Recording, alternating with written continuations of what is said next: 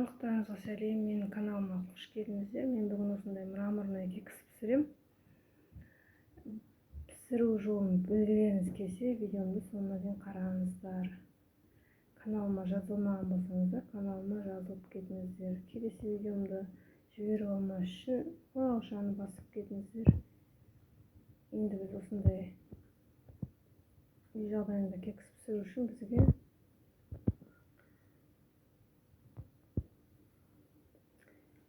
1 стакан қант,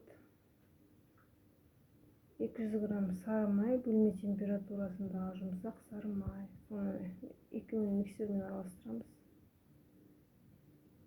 Соңынан жұмыртқа қосамыз бір-бірлеп. Мен 4 жұмыртқа қостым, бірінен соң бірін араластырып аламыз. 1 стакан сүт.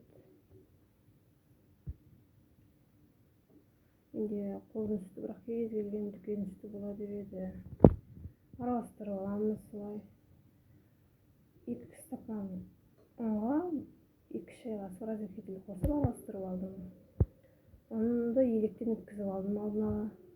Сол сұйық массаға ұнды кезекпе-кезек қосамыз жайлап. Жастамыз қою болады. Үстіне екіге бөлеміз, бір бөлігіне 2 ас қасық какао қосамыз.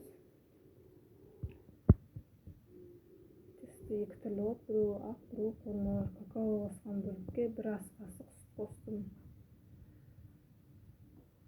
Формам 25 сантиметрлік пергамент төседім. Видеодағыдай құйып аламыз, кезектестіріп. Форманы сәл қозғап сілкіп аламыз. Қызып тұрған пеште 40 минут, 40-45 минут пісіреміз. Әркім пешіне қарай да пісіреді. Видеомды соңына дейін қарағандарыңыз үшін рахмет.